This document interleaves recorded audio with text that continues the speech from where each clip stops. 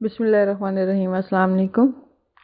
آج ہم اپنا اردو کا حصہ نثر کا تیسرا سبق پڑھیں گے انشاءاللہ، اور یہ سبق جو ہے پرستان کی شہزادی ہے، اور اس کا نام یہ جو ہے اس کی جو مصنف ہیں وہ ہے اشرف سبوئی۔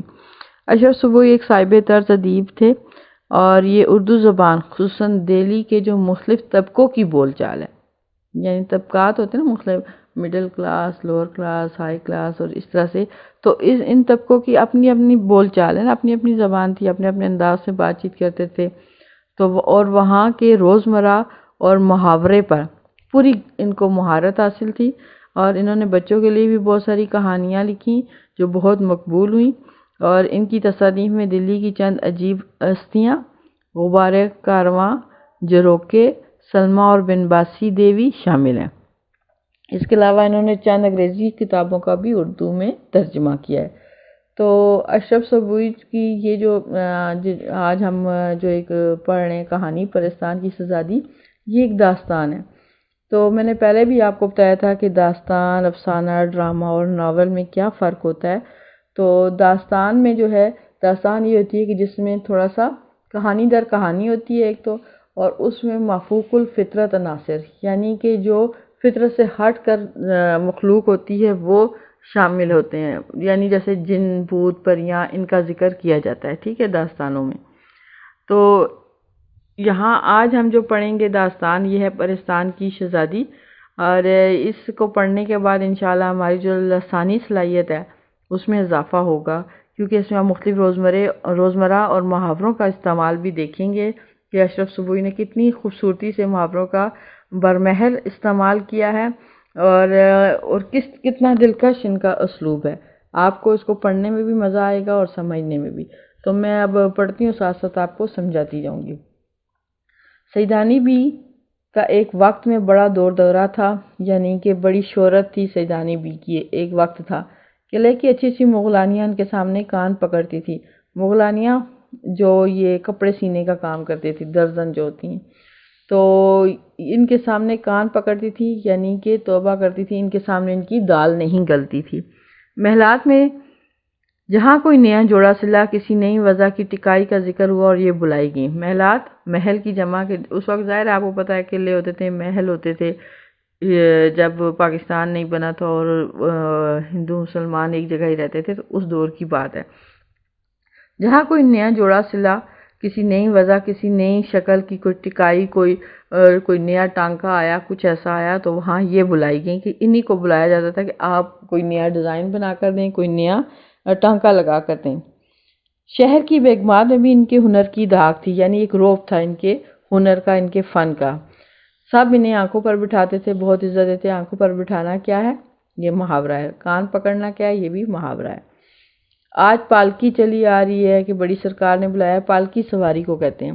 کل ڈولی کھڑی ہوئی ہے کہ نواب سلطان جہاں بیگم نے یاد کیا ہے، یعنی کہ ان کو بلانے کے لیے سیدانی بی کو کوئی اپنی، جیسے ہم کسی کو بلانا چاہیں تو گاڑی بھیج دی یا کچھ ایسے، تو اس وقت پالکی یا ڈولی یہ سواریاں تھیں ایک جگہ سے دوسری جگہ جانے کے لیے، تو یہ ان کو بلا لیا جاتا تھا کام کے لیے۔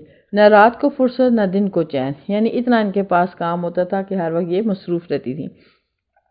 صبح کہیں مہمان ہوتی تھی، شام کو کہیں، لیکن رہے نام سائیں کا۔ سائیں کا کہ اللہ تعالیٰ کا نام ہی باقی رہے گا۔ بڑھاپا آیا تو ہاتھ پاؤں نے جواب دے دیا، یعنی کہ ہر چیز کو رہے نام سائیں کا مطلب کہ ہر چیز فنا ہونے والی، ہر چیز کو زوال آنے والا ہے، اور صرف اللہ تعالیٰ کی ذات اور اللہ تعالیٰ کا نام ہی باقی رہے گا۔ تو ظاہر ہے سدا انسان کی جوانی نہیں رہتی، پھر بڑھاپا بھی آ گیا، ہاتھ پاؤں نے جواب دے دیا، کمزوری ہو گئی، آنکھیں دھندلا گئی، نظر آنا کم ہو گیا، تو پھر اب ان حالات میں کون پوچھتا، کیونکہ ان کے کام کی تو وہ رہی نہیں تھی۔ دنیا اور مطلب، یعنی دنیا جو ہے وہ مطلب کی ہے، مطلب نہ رہا تو کیسی خاطرداری، یعنی جب وہ کسی کا کپڑے نہیں سی سکتی تھی، کسی کے کام نہیں آ سکتی، تو کیسی خاطرداری، کیسی مہمان نوازی ہے۔ ہارے وقت کا کوئی ساتھی نہیں، جب انسان پہ برا وقت آتا ہے تو کوئی بھی اس کا ساتھی نہیں ہوتا۔ بیچاری کو ٹکڑے کا سہارا دینے والا بھی کوئی نہ تھا، یعنی کہ ایک ایک روپے کو محتاج ہو گئی، اور ٹکڑے یعنی روٹی کا سہارا دینے والا بھی کوئی نہ تھا۔ جب بہت پریشان ہوئی تو پڑوس میں ایک میر صاحب رہتے ہیں، ان کی بیوی نے انہیں ترس کھا کر اپنے پاس رکھ لیا۔ سنا ہے کہ یہ نہایت شریف گھرانے کی بیٹی تھی، سیدانی بی کی بات ہو رہی ہے۔ مراٹھا گردی میں ان کا خاندان تباہ ہو گیا، برس دن کی بیائی بیوہ ہو گئی، یعنی کچھ عرصے کی بیائی ہوئی تھی بیوہ ہوں گی۔ اس زمانے میں دوسری شادی کرنا بڑا عیب سمجھا جاتا تھا، برا سمجھا جاتا تھا اس زمانے میں دوسری شادی کرنا۔ جیسے ابھی بھی چونکہ ہندو اور مسلمان اکٹھے رہتے تھے تو بہت ساری رسومات ہندوؤں کی مسلمانوں میں بھی ان مسلمانوں پر بھی اثر انداز ہوئیں، تو ہندوؤں میں تو دوسری شادی کرنے کو برا سمجھا جاتا ہے نا، تو اس لیے جو ہے مسلمانوں میں بھی یہ چیز تھی کہ نہیں اچھا سمجھا جاتا تھا۔ مغلانی کا پیشہ اختیار کیا، سلائی کڑھائی کا پیشہ اختیار کیا، اور اپنی ہنر مندی کی بدولت رنڈاپا یعنی بیوگی، بیوہ ہونے کا جو دور تھا وہ گزار دیا۔ جوانی تو عزت اور آبرو سے کٹ گئی، یعنی جوانی میں تو بڑی عزت اور آبرو سے انہوں نے وقت گزر گئی، اور خوب کمایا بھی، ہزاروں روپے انعام میں لیے، مگر رکھنا نہ جانا، رکھنا کہ مستقبل کی فکر نہیں کی انہوں نے، اور کچھ بھی سیونگز نہیں کی، سنبھالا نہیں۔ دل کی حاتم اور طبیعت کی نرم تھی، دل کی سخی تھی اور طبیعت کی بھی نرم تھی، اور پرانے شریفوں میں یہی ایک عیب ہوتا تھا کہ وہ وقت کی قدر نہیں کرتے تھے، خدا کی بے نیازی کو بھول جاتے تھے۔ یعنی کہ مطلب اس دور کے لوگوں میں یہی ایک عیب، ایک برائی پائی جاتی تھی کہ انہیں جو ہے وقت کی قدر نہیں تھی، وہ یہی سمجھتے تھے کہ ہمیشہ ان پر جو خوشحالی کا دور ہے وہ ہمیشہ رہے گا، تو خدا کی بے نیازی کو بھول جاتے تھے۔ وہ تو بے نیاز ہے نا اللہ تعالیٰ۔ بنے ہوئے زمانے میں بگڑنے کا خیال بھی نہیں آتا، یعنی بنے ہوئے زمانے کے جب انسان خوشحال ہوتا ہے تو برے وقت کا خیال نہیں آتا۔ جانتے ہیں کہ یہی لہر بہر رہے گی، کہ یہی خوشحالی رہے گی۔ سیدانی بی بی جوانی بھر اس غلط فہمی کا شکار رہیں، بڑھاپے نے آن دبایا، جب بڑھاپا آن پہنچا اور طاقتیں دغا دے گئیں، دھوکہ دے گئیں، تو آنکھیں کھلیں، پھر انہیں ہوش آیا اور دوسروں کے سہارے پر زندگی کے اندھیرے دن پورے کرنے پڑے۔ پھر زندگی کے اندھیرے دن کہ ظاہر ان کی زندگی میں اب خوشحالی نہیں تھی، تاریکی تھی، تو اس لیے جو ہے انہیں یہ دن پھر اس طرح سے قسم پرسی میں پورے کرنے پڑے۔ میر صاحب کے گھر والے چھوٹے سے لے کر بڑے تک سب کے سب انتہا زیادہ خوش مزاج اور خدا ترس تھے، ضرورت زیادہ، اور ہر ایک سیدانی بی کو خدا کا بھیجا ہوا مہمان سمجھ کر ان کے سامنے بچھا جاتا تھا، ان کی عزت کرتا تھا۔ سیدانی بی 2-4 دن تو ذرا غمگین اور شرمندہ سی رہیں، پھر ان کا دل بھی کھل گیا، یعنی کہ وہاں پر ان کا دل لگ گیا، اور وہ اس طرح رہنے لگی جیسے اپنے کنبے میں اپنے خاندان میں رہتے ہیں۔ ہاتھ کامتے تھے، نگاہ موٹی ہو گئی تھی، یعنی نظر نہیں آتا تھا، سوئی کا ناکا مشکل سے سوجتا تھا، ناکا جس میں سوئی کا دھاگا ڈالا جاتا ہے، وہ سوراخ سا، لیکن ساری عمر محنت کر کے کھایا تھا۔ فرائی روٹی مفت کیسے کھا سکتی تھی؟ صبح نماز پڑھ کر بچوں کو لے بیٹھتی، قرآن شریف پڑھاتی، نصیحتیں کرتی، دوپہر کو سینہ پرونا اور کاٹنا سکھاتی، شام ہوتی تو باورچی خانے میں جا کر کھانا پکانے کی ترکیبیں بتاتی، عشاء کی نماز سے فارغ ہو کر بڑے مزے کی کہانیاں سناتی، کہانیاں ایسی اچھی ہوتی کہ بڑے بھی آ جاتے۔ یہ اس دور کے بڑوں کی یہ عادت ہوتی تھی، اور بہت اچھا ہوتا تھا کہ بچوں کو کہانیاں سنائی جاتی تھی، سبق آموز کہانیاں، جو ان کی کردار سازی میں اہم کردار ادا کرتی تھی۔ آج کل کا تو وہ دور ہی نہیں رہا کہ لوگ جو ہیں وہ بچے جو ہیں ان کے پاس اتنا وقت ہو کہ اپنی دادی نانی کے پاس بیٹھیں یا کسی بڑے کے پاس بیٹھیں یا کوئی کہانی سنیں، اب وہ دور نہیں ہے۔ اب تو انٹرنیٹ اور کمپیوٹر کا دور ہے، تو وہ تو نہیں مزے، لیکن اگر وہ دور ہو تو جو ہے یا گھر کے جو بوڑھے بزرگ ہیں ان کی باتوں کو کوئی اہمیت دی جائے تو ہماری زندگی بھی بہت سمجھ لیں کہ سدھر سکتی ہے، ٹھیک ہے، اور ہماری تربیت بھی بہت اچھے طریقے سے ہو سکتی ہے۔ میر صاحب اور ان کی بیوی دونوں خوش تھے کہ سیدانی بی کو بچوں کی تربیت کے لیے خدا نے بھیج دیا۔ ایسی شریف نماز روزے کی پابند ہنرمند استانی صرف روٹیوں پر کہاں میسر، کہاں ملتا ہے ایسا کوئی بندہ جو بغیر کسی پیسے کے صرف کھانے پہ جو ہے آپ کی کھانا پینا اس کو دے دیں تو وہ آپ کی مدد کرے، ایسا نہیں ہے، لوگ پیسے کے علاوہ بات ہی نہیں کرتے۔ بچے ایسے گرویدہ ہوئے، ان کو ایسا پسند کیا کہ دن رات سیدانی بی کے پاس بیٹھے رہتے تھے۔ مشہور تھا کہ سیدانی بی پرستان میں بھی ہو کر آئی ہیں۔ پرستان کی شہزادی کا جو ہمارا ٹائٹل ہے پرستان کا، میں آپ کو بتانا بھول گئی کہ پریوں کا دیش جو ہوتا ہے وہاں کا ذکر ہے، ٹھیک ہے، تو ان کے بارے میں یہ مشہور تھا کہ سنا ہوا تھا کہ سیدانی بی جو ہے وہ پرستان بھی گئی ہیں۔ وہاں کے بادشاہ نے انہیں اپنی بیٹی کا جہیز ٹانکنے کے لیے بلایا تھا، اور انہوں نے وہاں کئی دن رہ کر بڑے بڑے تماشے دیکھے ہیں۔ گھر والوں کو یہ خبر تھی، لیکن کبھی خیال نہیں آیا کہ سیدانی بی سے پوچھتے تو کیا بی سچ مچ تم پرستان گئی ہو؟ شاباش تمہارا جگرا، تم کو ڈر نہیں لگا؟ کہ تمہارا حوصلہ تھا کہ تم کو ڈر نہیں لگا۔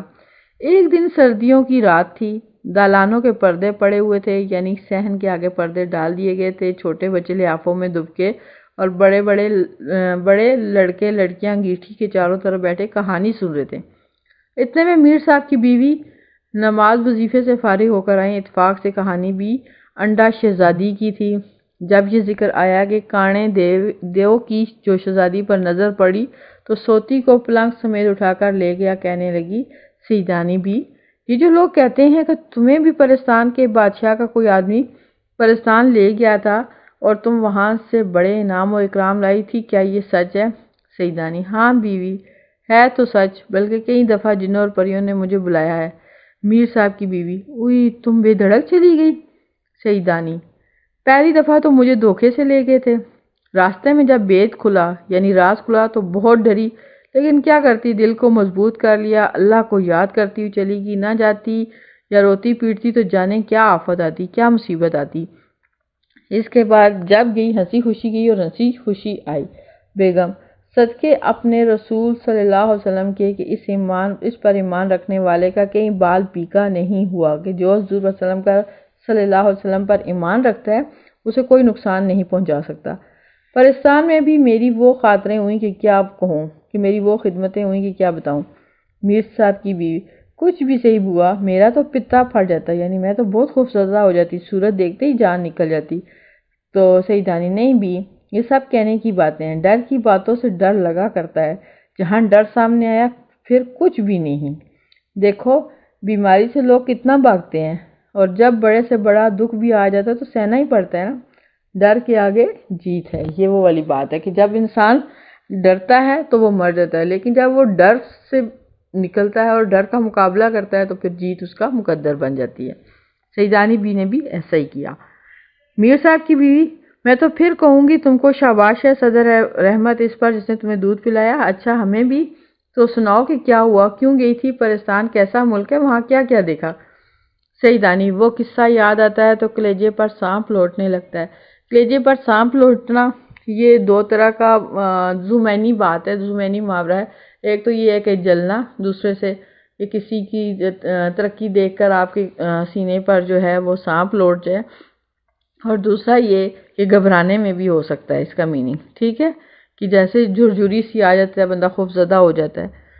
پرستان کی شہزادی جس کے جوڑے ٹانکنے گئی تھی بہت سر ہوئی، دوسری پریوں نے بھی منتیں کی، سیدانی اماں یہیں رہ جاؤ، سر ہوئی یعنی کہ بہت زیادہ اس نے ضد کی۔ دنیا میں اب تمہارا کون ہے، مگر میں نے ایک نہ مانی مجھ بد نصیب کو تو اپنے جیسے انسانوں کی بے مروتیاں یعنی یہ بد لحاظیاں دیکھنی تھیں۔ پرستان میں کیوں رہتی، وہ تو اللہ نے تمہارے دل میں رحم ڈال دیا جو گور گڑے کا ٹھکانہ ہو گیا، یعنی قبر کا ٹھکانہ ہو گیا، ورنہ تیرے میرے دروں کی ٹھوکریں کھاتی پھرتی۔ میر صاحب کی بیوی سیدانی بھی: سب اللہ کے ہاتھ میں، بندے میں کیا طاقت ہے کہ بھوکے کو دے یا پیٹ بھرے سے چھینے، کہ جس کا پیٹ بھرا ہو اس سے چھین لے، ایسا نہیں ہو سکتا۔ یہ تو اللہ تعالیٰ کے ہاتھ میں ہے، کوئی جس کو چاہے اور دے اور جس کو چاہے نہ دے، ہر ایک اپنی تقدیر کا کھاتا ہے۔ ہماری کیا اصل کے کسی کے ساتھ سلوک کریں، وہ زبردستی ہم سے تمہاری خدمت کرا رہا ہے۔ سیدانی: خیر اب تم کو اپنی بیتی کہانی سناؤں کہ اپنے اوپر گزرنے والی، اپنے آپ پر جو گزرے وہ بتاتی ہیں، آپ بیتی اس کو کہتے ہیں۔ بیگم: یہ وہ دن تھے کہ نواب اعظم الدولہ بہادر کی اکلوتی بیٹی کے بیاہ کی تیاریاں ہو رہی تھیں۔ مار جوڑے سل رہے تھے، یعنی بہت زیادہ جلدی جوڑے سل رہے تھے۔ اول تو مجھے رات دن وہیں رہنا پڑا، کام ہلکا ہو گیا تو دن کو چلی جاتی اور شام کو اپنے گھر چلی جاتی۔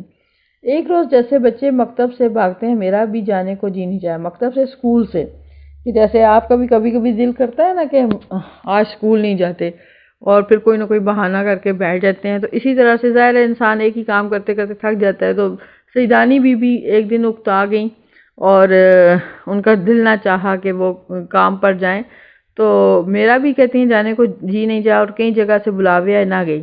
شاید جمعہ تھا، کتنے ہی دن ہو گئے تھے نہائے ہوئے، خوب نہائی، شام ہو گئی۔ بونٹ پلاؤ مجھے خوب آتا تھا۔ بونٹ پلاؤ یہ کچے جو چنے ہوتے ہیں نا، سبز چنے، ان کو ڈال کے بنایا جاتا ہے، کچھ سبزی پلاؤ ٹائپ کہہ لیں۔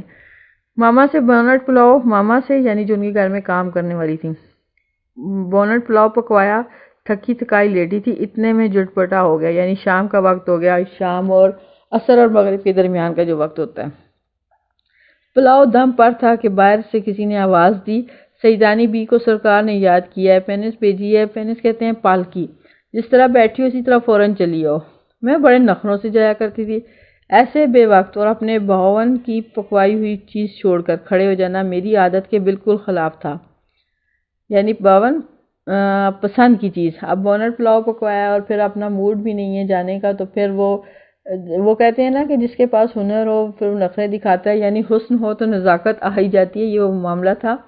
اور وہ کہتی ہیں کہ میں اتنی جلدی کسی کے ہاتھ نہیں آتی تھی، اس طرح سے نخروں سے جاتی تھی، لیکن اس طرح سے چلے جانا کہ میں ایسے بے وقت کے ابھی ٹائم بھی نہیں ہے اور پسند کی چیز بھی بنی ہوئی ہے، تو عادت کے خلاف تھا۔ لیکن ہونے والی بات، میں نے ذرا انکار نہیں کیا اور جیسی بیٹھی تھی سفید چادر سر پر ڈال سوار ہوگی۔ نواب صاحب کا محل میرے گھر سے کوئی 2 آنے ڈولی ہوگا، یعنی زیادہ دور نہیں تھا، 2 آنے کا کرایہ لگتا تھا۔ قاضی واڑے سے نکلے اور خانم کا بازار آیا۔ پہلے تو مجھے کچھ خیال نہ ہو جب بہت دیر ہوگی اور ہٹو بچوں کی آواز نہ آئی، بازار کے چراغ بھی جلکتے ہوئے دکھائی نہ دیے، یعنی کہ کوئی روشن چراغ نظر نہ آیا، تو پردے کی جھری کھولی، یعنی پردہ ہٹا کر دیکھا تو اب جو دیکھتی ہوں تو جنگل سائیں سائیں کر رہا ہے اور پینس کو جیسے پہیے لگے ہوئے ہیں، یعنی بہت تیزی سے چل رہی ہے اور اڑی چلی جا رہی ہے۔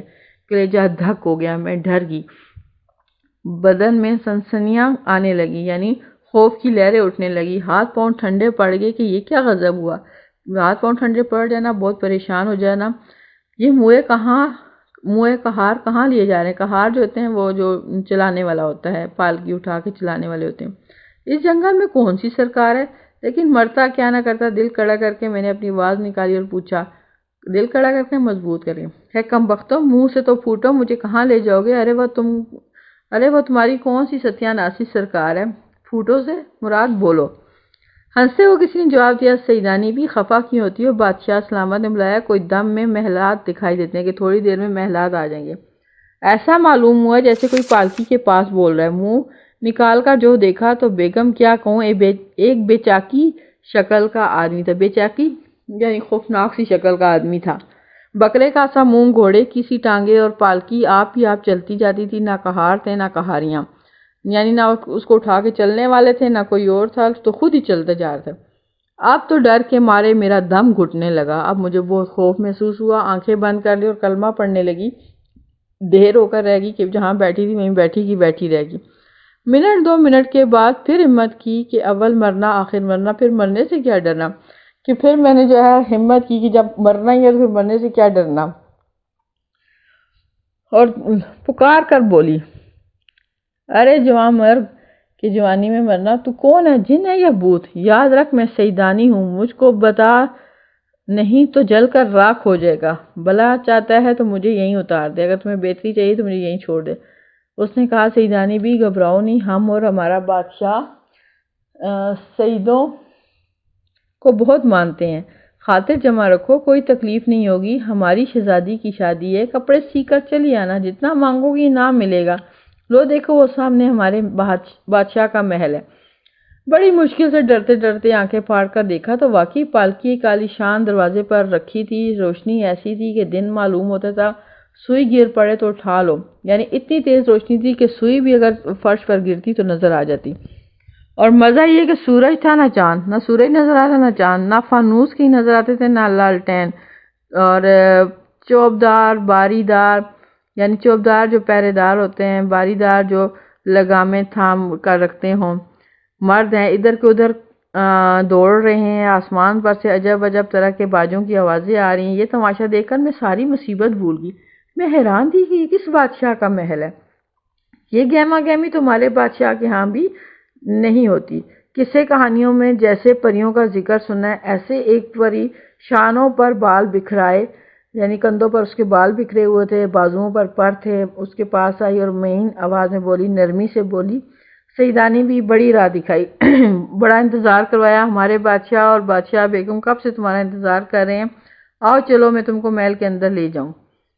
میں پالکی سے اتری اور چادر کو اچھی طرح اوڑھ اس پری کے ساتھ چلی، کیا کہوں اندر کیا بہار تھی، ہزاروں پریاں، گورے گورے رنگ، بوٹا سا چھوٹا سا قد، اچھا زرق برق کپڑے، ہنستی چہلے کرتی، اہلی گہلی پھر رہی تھی، اتراتے ہوئے پھرنا، اہلی گہلی اتراتے ہوئے پھرنا، چمن ایسا کہ نہ دیکھا نہ سنا، ہر درخت کا تنا چاندی کا، سونے کی شاخیں، زمرد کے پتے، زمرد جو ہے یہ سبز موتی ہوتا ہے، پھولوں کی جگہ کہیں لال لٹک رہے ہوتے ہیں، سرخ موتی لال کہتے ہیں، کہیں نیلم، کہیں پکراج، نیلم نیلے رنگ کا پتھر ہوتا ہے، اسی طرح پکراج بھی ایک پتھر کا نام ہے۔ یہ جو ہیرے موتی ہوتے ہیں نا ان کے قیمتی پتھروں کے نام ہے یہ۔ پھولوں پر یہ عالم تھا کہ جیسے ہیرے چمک رہے ہوں، کلیاں تھی کہ سرائی دار موتی، خوشبو سے دماغ مہکا جاتا تھا، اور حوضوں کا پانی اللہ اللہ، حوض تالاب جو تھے چاندی کے ورق بکھرے ہوئے معلوم ہوتے تھے، اور فواروں میں سے تو موتیوں کی بوچھاڑ ہو رہی تھی۔ چلتے چلتے ایک بارادری میں پہنچے۔ بارادری کی سجاوٹ کیا بیان کروں، قلعے کے دربار بھی دیکھے، مگر اس جیسا سما، اس جیسا منظر آج تک انہیں نظر نہیں آیا۔ سینکڑوں سرخ، سبز، نیلی، زرد، اوبی سفید کرسیاں بچھی تھی، رنگ برنگ کے بلور کی تھیں یا کسی اور چیز کی، ایسی شفاف کہ آر پار نگاہ گزر جاتی تھی، یعنی کرسیاں بھی اس طرح کی تھیں۔ ان پر حسین حسین پریزادے جگمگاتے لباس پہنے بڑے ٹھنسے سے بیٹھے تھے ٹھسے سے بیٹھے تھے، مزے سے بیٹھے تھے۔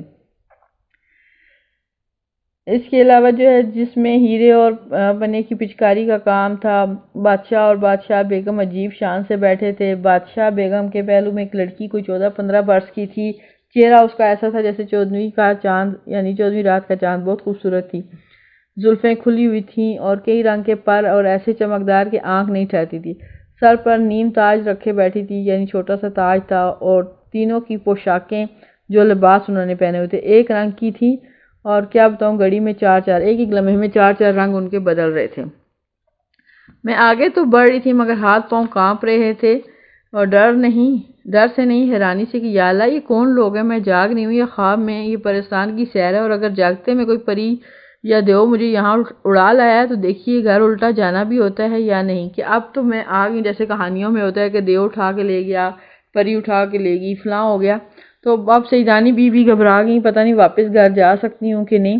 اسی سوچ میں تخت کے پاس پہنچ کی بادشاہ میری گھبراہٹ دیکھ کر مسکرائے، اور بادشاہ بیگم نے مجھ سے کہا، آؤ سیدانی بھی آؤ، مزاج تو اچھا ہے، حالات اچھے ہیں یا طبیعت ٹھیک ہے؟ میں نے سنا ہے کہ رستے میں تم بہت ڈری۔ میں بولی، حضور کو دعا دیتی ہوں، اور حضور ڈرنا کیسا، وہ تو اللہ تعالیٰ نے مدد کی، نہیں تو جان نکلنے میں کسر ہی کیا رہی تھی، کہ جیسی شکل دیکھی تھی اس کے بعد تو میری جان نکلنے میں کوئی کمی نہیں رہی تھی۔ پر صدقے مولا کے نام پر بادشاہ اور ساری درباری سروقات کھڑے ہو گئے، اور بادشاہ فرمانے لگے، سیدانی بھی تم جانتی ہو کہ ہمارے ہاں اس نام کی کتنی عزت ہے۔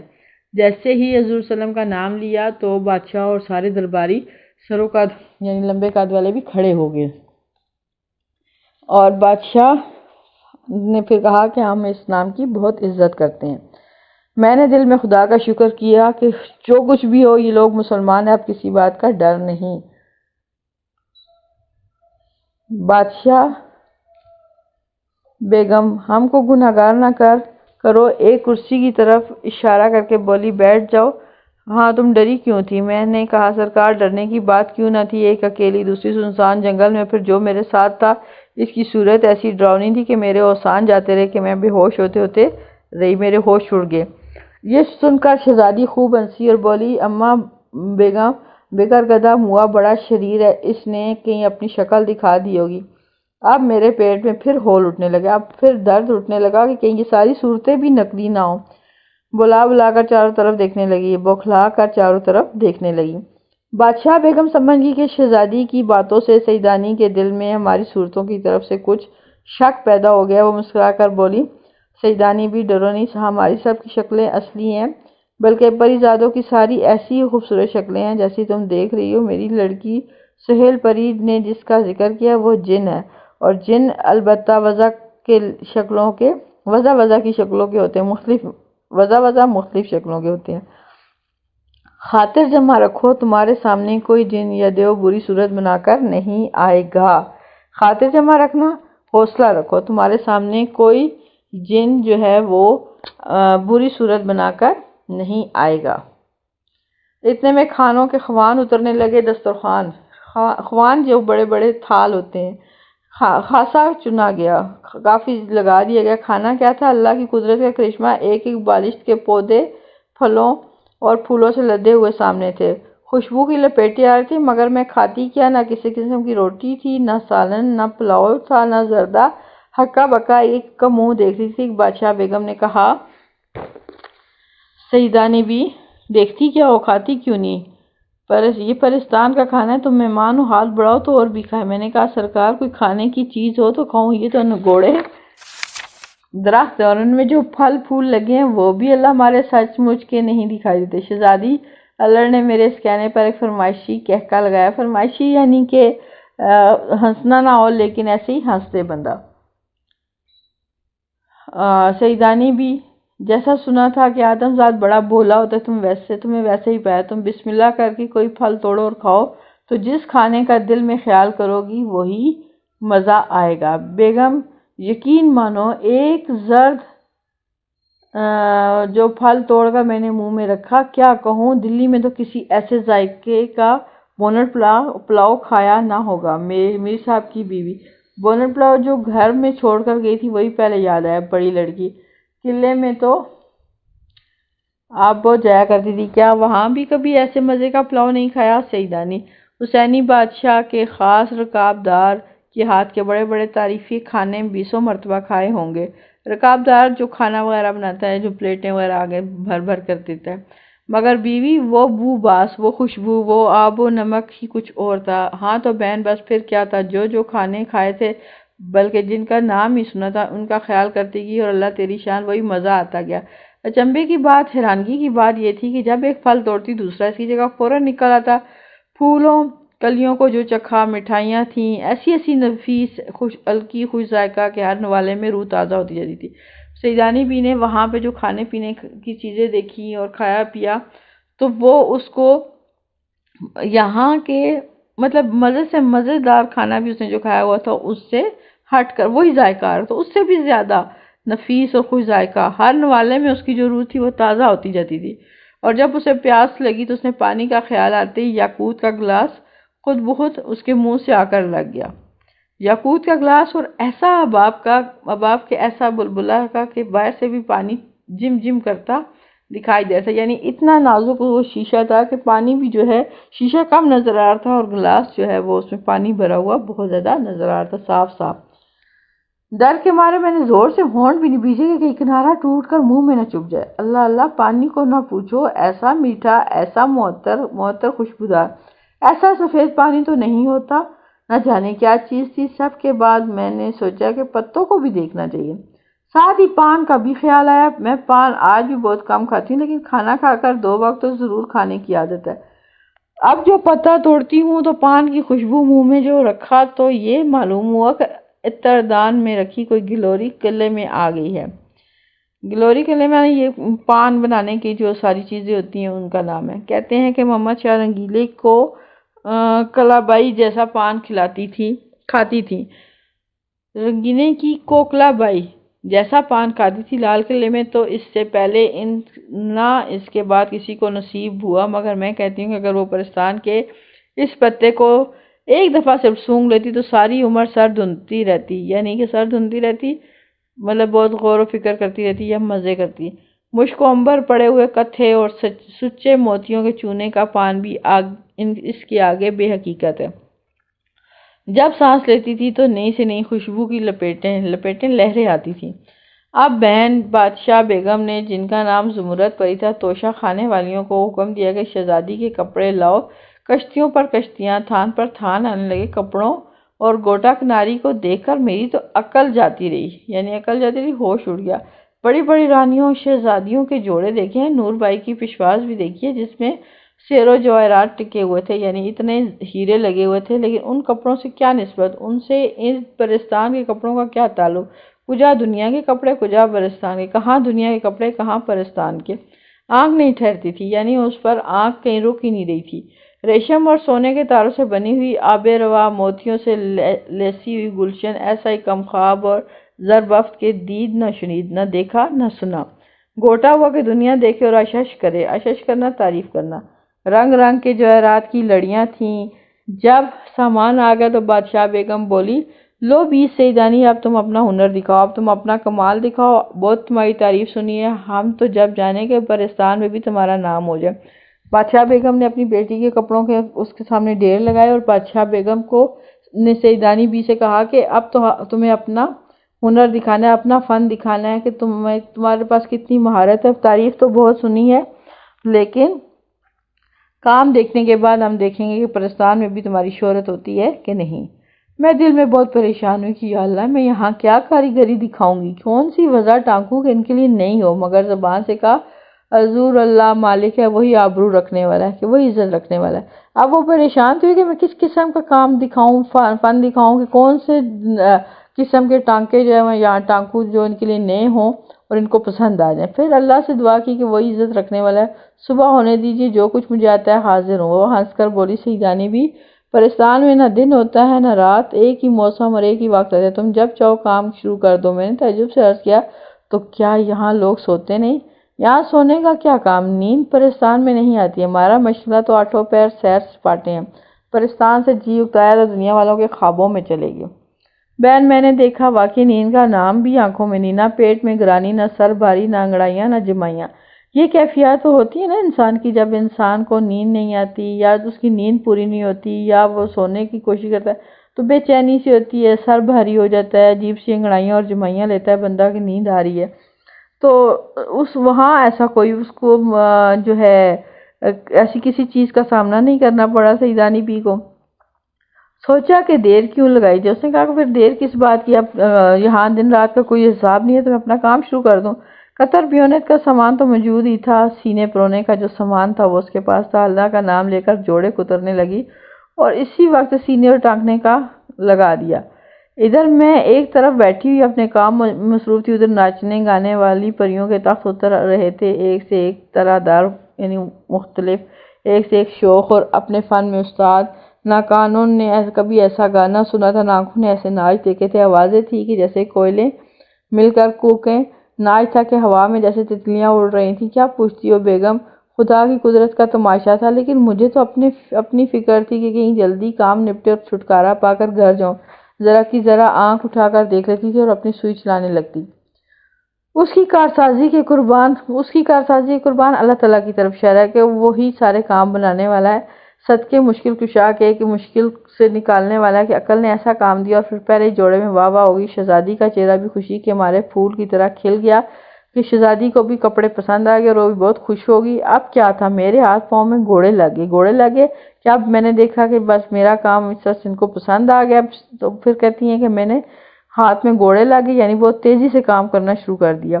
دنوں کا کام گھڑیوں میں ہونے لگا، یعنی جو کام دنوں میں کرتی تھی وہ لمحوں میں ہونے لگا۔ کہانی بہت لمبی ہے، کہاں تک کہوں۔ جس کام کی آدمی دھن باندھ لے، یعنی جس کام کی انسان نیت کر لے یا عزم کر لے، وہ ہو ہی جاتا ہے۔ آخر سارے جوڑے سل بھی گئے اور ٹک بھی گئے۔ کتنے دن لگے یہ کون کہہ سکتا ہے، وہاں دنوں کا حساب ہی نہیں تھا۔ ہاں اگر یہاں اتنا کام کرتی تو خدا جھوٹ نہ بلوائے میرے اکیلے ہاتھ پر 1 سال سے کم نہ لگتا۔ اس عرصے میں ساری پریاں، خاص طور پر شہزادی، مجھ سے بہت محبت کرنے لگی تھی۔ خالہ سیدانی کہتے کہتے اس کا منہ سوکھتا تھا، یعنی ہر وقت خالہ سیدانی کہتی رہتی تھی۔ گھنٹوں میرے پاس بیٹھی رہتی اور مجھ کو سوئی چلاتے دیکھا کرتی۔ تم جانو پاس رہے کا بڑا اثر ہوتا ہے۔ مجھے بھی اس کی بولی والی شکل پر پیار آتا تھا، مگر دل کو کیا کرتی، یہ نگوڑا تو یہاں پڑا ہوا تھا، یعنی یہ تو یہاں پڑا ہوا تھا، اس کا تو دل دنیا میں لگا ہوا تھا۔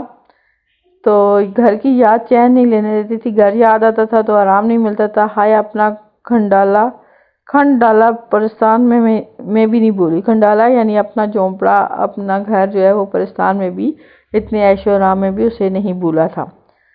یہاں جو ایک بات ابھی ہم نے پڑھی کہ تم جانو پاس رہے کا بڑا اثر ہوتا ہے، یعنی کہ صحبت کا بڑا اثر ہوتا ہے۔ جہاں انسان کچھ وقت گزارتا ہے تو وہاں سے اس کو انسیت ہو جاتی ہے، محبت ہو جاتی ہے۔ تو سیدانی بی کو بھی جو آپ کے پاس دیکھیں، اگر آپ کوئی جانور بھی پال لیتے ہیں، کوئی بلی کوئی ایسی، تو اس سے بھی آپ کو محبت ہو جاتی ہے، انسیت ہو جاتی ہے۔ تو اسی طرح سے سیدانی بی کو بھی اس شہزادی سے پیار ہو گیا تھا۔ آخر جب سارا کام ان کی مرضی کے مطابق ہو گیا تو میں نے کہا حضور خدا نے مجھے سرخرو کیا، کامیاب کیا، مولا نے میری آبرو رکھ لی، عزت رکھ لی۔ آپ دیکھیں گے اشرف صبوحی کے اسلوب کی جھلک ہمیں نظر آ رہی ہے کہ جگہ جگہ انہوں نے محاورات کے ساتھ اپنی جو تحریر ہے اس کو خوبصورت بنایا، محاوروں کا برمحل استعمال کیا ہے۔ یہ آبرو رکھ لینا یہ بھی محاورہ ہے۔ سرکار کی شہزادی کی شادی اور شہزادی کو یہ جوڑے پہننا مبارک ہوں، اب لونڈی کو رخصت کیجیے، یعنی اب اجازت انہوں نے مانگی۔ بادشاہ بیگم بولی سیدانی بھی ہمارا جی چاہتا ہے کہ شہزادی کی شادی دیکھ کر جاؤ۔ سچ کہوں میرا جی بھی بربرایا، مگر سوچا کہ سیدانی دیوانی ہوئی ہے، تو خاکی یہ آتشی، یعنی یہ تو آگ سے بنے ہوئے ہیں اور تو خاک کے مٹی کی بنی، یہ زیادہ میل اچھا نہیں ہے، یہ زیادہ ان کے ساتھ تعلقات بنانا اچھا نہیں ہے، کیا پتا کسی ٹائم بھی غصہ آئے اور یہ تمہیں جلا کر راکھ کر دیں، ذرا سی دیر میں بگڑ بیٹھے تو جلا کر خاک کر دیں۔ بھاڑ میں جائے پرستان اور پرستان کی شادی، چل اپنے گھر چل، اور ہاتھ جوڑ کر عرض کیا۔ یہ سارا خیالات ان کے دل میں آئے اور انہوں نے عرض کیا کہ شہزادی کی شادی آپ کو جم جم نصیب ہو، مجھے تو جانے دیجیے۔ یہ سن کر شہزادی کی آنکھوں میں آنسو بھر آئے، بولی سیدانی بھی تم کیوں جاتی ہو، ہمارا دل کڑتا ہے، یعنی ہم پریشان ہوتے ہیں، یہاں جاؤ نہ جاؤ، یہیں رہو۔ میرے کلیجے پر چوٹ سی لگی، یعنی مجھے بھی تھوڑا دکھ ہوا۔ بڑی مشکل سے اپنے آپ کو سنبھال کر بولی سیدانی تم پر واری، سیدانی تم پر قربان، بیوی تم اپنا جی بھاری نہ کرو، تم بلاؤ گی تو 100 دفعہ آؤں گی۔ ایک ہی دنیا نہیں چھوڑ سکتی کہ ایک دم سے میں دنیا کو نہیں چھوڑ سکتی، مٹی مٹی میں خوش رہتی ہے، یعنی جہاں کی خاک ہے وہیں پہ انسان خوش رہتا ہے، میں مٹی سے بنی تو مٹی والوں کے ساتھ ہی خوش رہوں گی۔ شہزادی تو کچھ خفا اور کچھ رونقتی سی ہو کر اٹھ گئی، رونقتی یعنی رونے والی صورت بنا کر۔ بادشاہ بیگم بولے اچھا بھی سیدانی تمہاری مرضی، جاؤ خدا حافظ، اور اسی کالے منہ والے بکر گدے کو حکم دیا کہ سیدانی بی کو ان کے گھر پہنچا دے، خبردار جو راستے میں کسی قسم کی شرارت کی، اور دیکھو جو انعام و اکرام سیدانی بی کو بادشاہ نے دیا وہ سب پالکی میں رکھ لینا۔ دل میں خوش اور ظاہر میں بصورتی یعنی رونی صورت بنا کر وہاں سے رخصت ہوئی۔ وہی پری ذات جو مجھے پالکی سے اتار کر لائی تھی ساتھ لے کر چلی۔ پھاٹک کے باہر پالکی موجود تھی اور مردوں کی سی وضع کا آدمی پاس کرتا ہے۔ میں پالکی میں بیٹھی اور دم کے دم میں پالکی دیکھتے ہی دیکھتے پالکی ہوا سے باتیں کرنے لگی، بہت تیزی سے اڑنے لگی۔ پالکی میں بیٹھ کر میں نے ادھر دیکھا، وہ جو پرستان کے بادشاہ نے انعام و اکرام دیا کہاں ہے؟ اندھیرے میں کیا نظر آتا، ہاتھوں سے ٹٹولنا شروع کیا، ایک کونے میں بہت سے کنکر پتھر معلوم ہوئے۔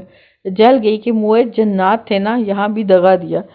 کہ کنکر پتھر کا محسوس کر کے انہیں غصہ آیا کہ جنات تھے، یہاں پہ بھی دھوکہ دیا ہے، یہ ان کے گھر کا انعام اکرام ہے۔ خیر جان بچی لاکھوں پائے، کہتی ہیں کہ چلو میری جان بچ کی ہے، زندگی ہوئی تو میں لاکھوں کما ہی لوں گی۔ خیریت سے گھر پہنچ جاؤ تو جانو بڑا انعام پایا، اور چپکے چپکے وہ کنکر اور پتھر پردے کی جھری میں سے پھینکنے شروع کر دیے، کہ باہر پھینکنا شروع کر دیے وہ کنکر اور پتھر۔ قاعدہ ہے کہ خوشی میں راستہ جلدی کٹ جاتا ہے، جہاں خوشی واپس پہنچنے کی ہوتی ہے نا وہاں پہ راستہ انسان کا جلدی کٹ جاتا ہے۔ آنکھیں بند کرتے ہی گھر آ گیا۔ ڈیوڑی میں پالکی رکھی گئی، چراغ جل رہا تھا، پردہ جو الٹا اور چراغ کی جوت جب پڑی تو کیا دیکھتی ہوں کہ جنہیں میں کنکر پتھر سمجھتی جواہرات تھے۔ بڑے بڑے تو میں نے سب پھینک دیے، دو چار ننھے ننھے سے باقی تھے۔ سر پیٹ لیا کہ اتنی دولت کھوئی، نگوڑی پھینکنے کی کیا ضرورت تھی، ایسا ہی تو گھر آ کر پھینک دیتی، لیکن بہن تقدیر کی کھوٹ کہاں جاتی ہے۔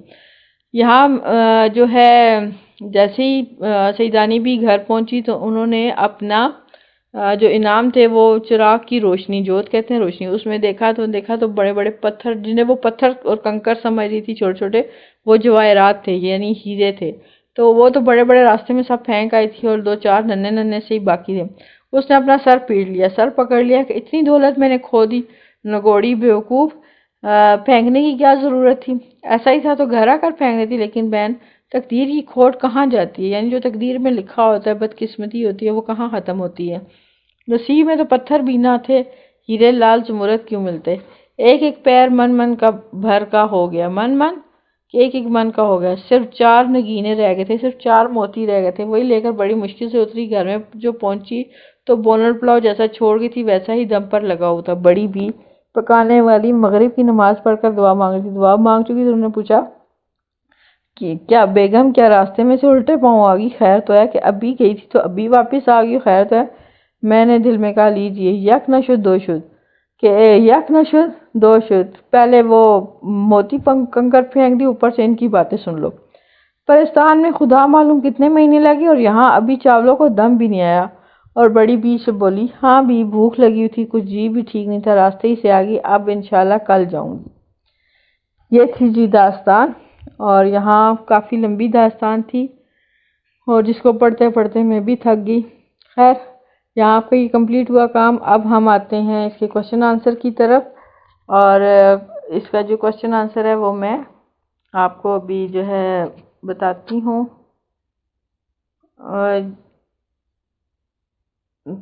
سوال نمبر 1 ہے، سیدانی بی نے گزر اوقات کے لیے کون سا پیشہ اختیار کیا؟ سیدانی بی ایک نہایت شریف گھرانے کی بیٹی تھی۔ مرہٹہ گردی میں ان کا خاندان تباہ ہو گیا، برس دن کی بیائی بیوہ ہو گئی۔ اس زمانے میں دوسری شادی کرنا بڑا عیب سمجھا جاتا تھا۔ سیدانی بی نے گزر اوقات کے لیے مغلانی کا پیشہ اختیار کیا اور اپنی ہنر مندی کی بدولت رنڈاپا گزار دیا۔ یہ پہلے سوال کا جواب۔ دوسرا سوال ہے کہ میر صاحب اور ان کی بیوی سیدانی بی کی کس بات پر زیادہ خوش تھے؟ میر صاحب اور ان کی بیوی سیدانی بی کی اس بات پر زیادہ خوش تھے کیونکہ سیدانی بی ان کے بچوں کی تربیت بہت اچھے طریقے سے کر رہی تھی، بلکہ بہت زیادہ خوش تھے کہ سیدانی بی ان کے بچوں کی تربیت بہت اچھے طریقے سے کر رہی تھی، ورنہ ایسی شریف، نماز روزہ کی پابند، ہنر مندوستانی صرف روٹیوں پر کہاں میسر آتی ہے۔ ٹھیک ہے، سوال نمبر 3، پرستان کے بادشاہ نے سیدانی بی کو کس کام کے لیے بلوایا تھا؟ پرستان کے بادشاہ کی بیٹی کی شادی تھی اور وہ سیدانی بی کی ہنر مندی سے واقف تھے اور جانتے تھے کہ وہ ہر قسم کی سلائی کٹائی کا کام جانتی ہیں، اس لیے بادشاہ نے انہیں اپنی بیٹی کی شادی کے جہیز کے کپڑے تیار کرنے کے لیے بلایا تھا۔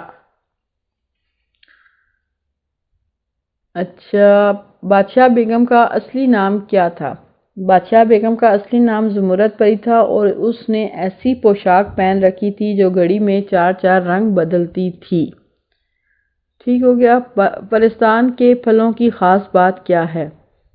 پرستان کے پھلوں کی خاص بات یہ تھی کہ جس بھی پھل کو توڑ کر منہ میں رکھا جاتا اور جس بھی کھانے کے بارے میں سوچا جاتا تھا وہی ذائقہ منہ میں آ جاتا تھا، اور جس جگہ سے پھل کو توڑا جاتا اسی جگہ ایک نیا پھل اگ جاتا تھا۔ یہاں پہ یہ کوسچن آنسرز جو ہیں وہ پورے ہوئے۔ اچھا، اگلا سوال ہے کہ سیدانی بی نے پرستان کا تذکرہ دلچسپ انداز میں کیا، آپ اپنے الفاظ میں اس کا خلاصہ لکھیے۔ اس سوال کو ہم چھوڑ دیں گے، ہمارا خلاصہ نہیں ہے شامل سلیبس میں۔ سوال نمبر 3 ہے کہ متن کی روشنی میں درست جواب پر ہم ٹک کا نشان لگائیں گے۔ متن یعنی سبق کی روشنی میں۔ پرستان کی شہزادی کس مصنف کی تحریر ہے؟ اشرف سبوئی۔ قلعے کی بڑی بڑی مغلانیاں سیدانی بی کے سامنے کان پکڑتی تھی۔ پرستان کے بادشاہ نے سیدانی بی کو بلایا تھا بیٹی کا جہیز ڈھانکنے کو۔ سیدانی بی کو کھانے میں مرغوب تھا بونٹ پلاؤ۔ پرستان میں پھلدار پودے بڑے تھے بالشت بر۔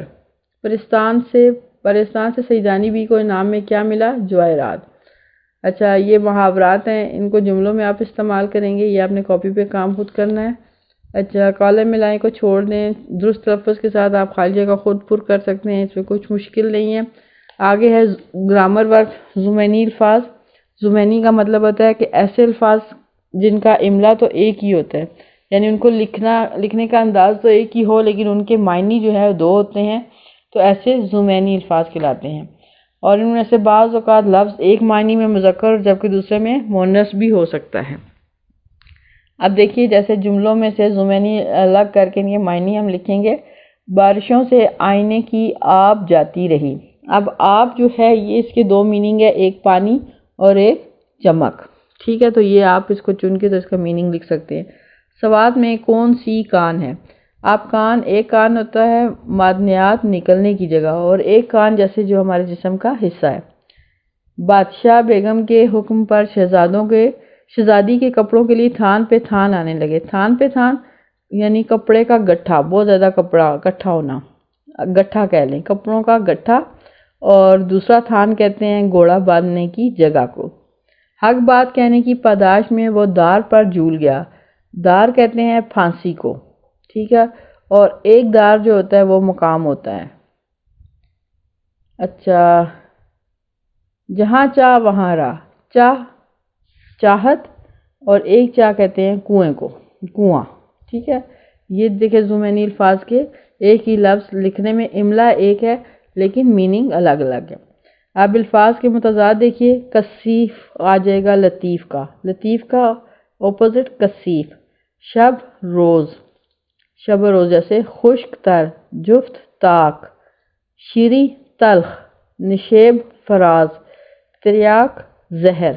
تریاک کہتے ہیں نا کہ جو زہر کا اثر ختم کرنے والی جو دوا ہوتی ہے، میڈیسن، تو یہ اس کا اپوزٹ جو ہے وہ زہر ہے، ٹھیک ہے۔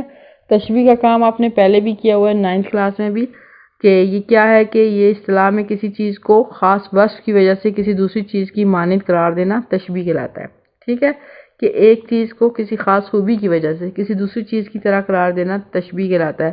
جیسے انہوں نے اگزامپلز دی ہوئی ہیں کہ پانی برف کی طرح ٹھنڈا ہے، صہیب شیر کی مانند دلیر ہے۔ اس میں دو باتوں کا خیال رکھنا پڑتا ہے، جب ایک چیز کو دوسری چیز سے تشبیہ دی جاتی ہے تو دونوں میں کسی مشترک صفت کا پایا جانا ضروری ہے۔ جیسے آپ برف جو ہے وہ اور ٹھنڈک کا احساس ہونا، کہ دوسرا یہ کہ جس چیز سے تشبیہ دی جائے اس میں یہ خوبی یا وصف زیادہ ہو۔ جیسے تشبیہ کے یہ 5 ارکان ہیں: مشبہ، مشبہ بے، وجہ شبہ اور غرض تشبیہ اور حرف تشبیہ، ٹھیک ہے۔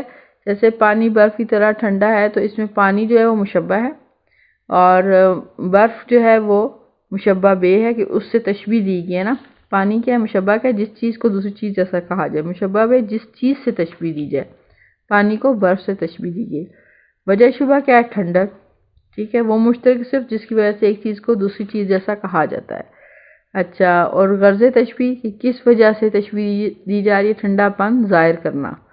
اور حرف تشبیہ طرح، کی طرح، مانند، یہ جو ہے تشبیہ حرف تشبیہ ہے، ٹھیک ہے۔ اور حرف تشبیہ کی کیا وہ ہے تعریف کے وہ الفاظ یا حروف جو تشبیہ دینے کے لیے استعمال ہوتے ہیں، مثلا طرح، مانند، جیسا، جیسی، سا وغیرہ، ٹھیک ہو گیا۔ یہ آپ اس طرح سے تشبیہ کی تعریف لکھ کر اور پھر کوئی ایک ایگزامپل خود دیں گے اور اس میں سے تشبیہ کے ارکان کو الگ نکال کر لکھیں گے۔ کوئی بھی ایگزامپل اس کے علاوہ آپ دے سکتے ہیں، جیسے ہم نے پہلے بھی پڑھا ہوا ہے، تو ان میں سے جو ہے آپ مشبہ بھی نکالیں گے، مشبہ بے بھی نکالیں گے۔ جیسے آپ کے پیج نمبر 40 پہ ایک کالم بنا ہوا ہے نا، اسی طرح سے آپ بھی کالم بنائیں گے اور ہر لفظ کو الگ الگ وضاحت کریں گے اپنی ایگزامپل میں سے، ٹھیک ہے۔ یہ چیپٹر یہاں آپ کا کمپلیٹ ہوا۔ آپ اس کو کاپی پر کمپلیٹ کریں گے اور ساتھ ساتھ آپ یاد بھی کرتے جائیں، آپ کے پاس ٹائم ہے، آپ یاد کرتے جائیں تاکہ آپ کا وقت ضائع نہ ہو۔ اس کے بعد ہماری 3 چیپٹر ہو گئے ہیں اور ایک نظم ہو گئی ہے۔ نظمیں ہماری زیادہ ہیں، غزلیں تو ہم جب سکول سٹارٹ ہوگا تو تب بھی پڑھ لیں گے، لیکن چونکہ ہمارے پاس 6 سے 7 نظمیں بنتی ہیں آئی تھنک سو، تو وہ ان کا کام ہم زیادہ کریں گے، ٹھیک ہے۔ تو اب جو دوسری نظم ہے وہ ہم پڑھیں گے انشاءاللہ نعت، اور اس کے بعد پھر ہم آگے جو ہماری باقی نظمیں ہیں ان کی طرف جائیں گے، ٹھیک ہے۔ تو نیکسٹ جو ہمارا کام ہوگا وہ نعت کا ہوگا جو احسان دانش کی لکھی ہوئی ہے انشاءاللہ۔ تب تک کے لیے اجازت، اللہ حافظ۔